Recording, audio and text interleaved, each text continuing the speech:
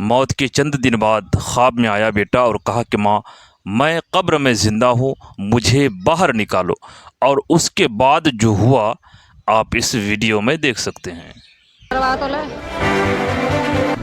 वो बेटा जो मरने के बाद माँ के सपने में आया और बोला, माँ मैं जिंदा हूँ, मुझे कब्र से निकालो।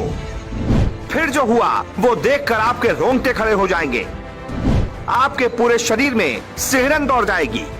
क्या कोई शख्स मरने के बाद जिंदा हो सकता है? क्या कोई दूसरी दुनिया में जाने के बाद वापस लौट सकता है? क्या कोई मृतक खुद ये बता सकता है कि मैं जिंदा हूँ, मुझे बचा लो? आप सोच रहे होंगे कि हम ये क्या पूछ रहे हैं, ये क्या बोल रहे हैं। तो आपको बता दें, ये हम नहीं, उत्तर प्रदेश का पूरा हाथरस पूछ रहा है, क्योंकि यहाँ एक बेहद ही चौंकाने वाला मामला सामने आया। हाथरस के नगला चौबे इलाके में 29 मई को एक लड़के की सांप के काटने से मौत हो गई थी। 18 साल के युवक को सांप ने डस लिया था, जिसके बाद परिवार के लोग उसे सदर अस्पताल लेकर पहुंचे, लेकिन डॉक्टरों ने उसे मृत घोषित कर दिया।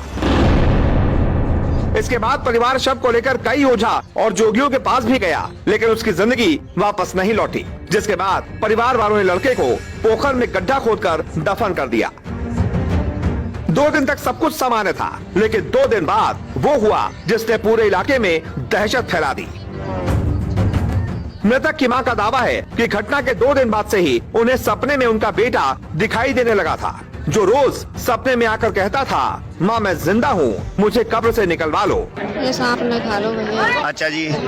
फिर हम लैब डोले जा सारा लग। अच्छा। बाई ने पे डॉक्टर ने पैसा बनता। फिर बाई ने मना कर दी।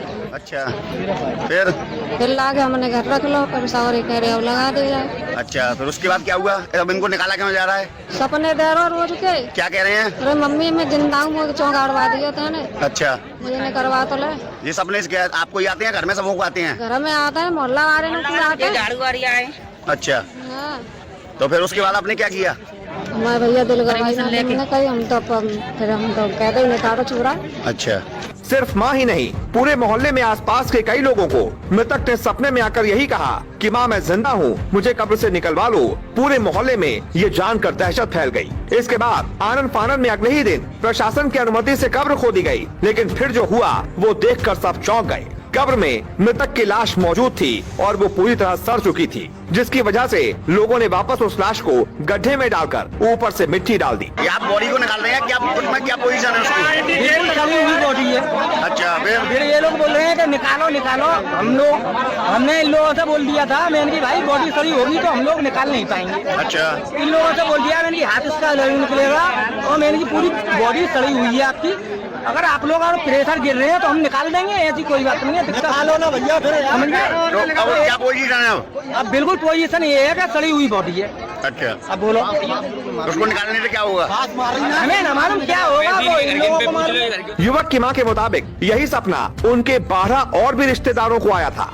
इसी वजह से महिला ने अपने बेटे की कब्र खोदने की जिद की और प्रशासन से अनुमति मिलने के बाद कब्र खोदी भी गई। लेकिन जैसे ही कब्र खुदी, महिला का भ्रम टूट गया। उनका बेटा जिंदा नहीं था, बल्कि उसकी लाश बुरी तरह सड़ चुकी थी और इसी के साथ एक माँ की सारी उम्मीदें चकनाचूर हो गयी। वो सोच रही थी कि शायद उसका बेटा जिंदा होगा, तभी वो सपने में आकर ऐसा कह रहा है। जैसे ही कब्र खुली, माँ की सारी उम्मीदें हमेशा हमेशा के लिए उसी कब्र में दफन हो गयी।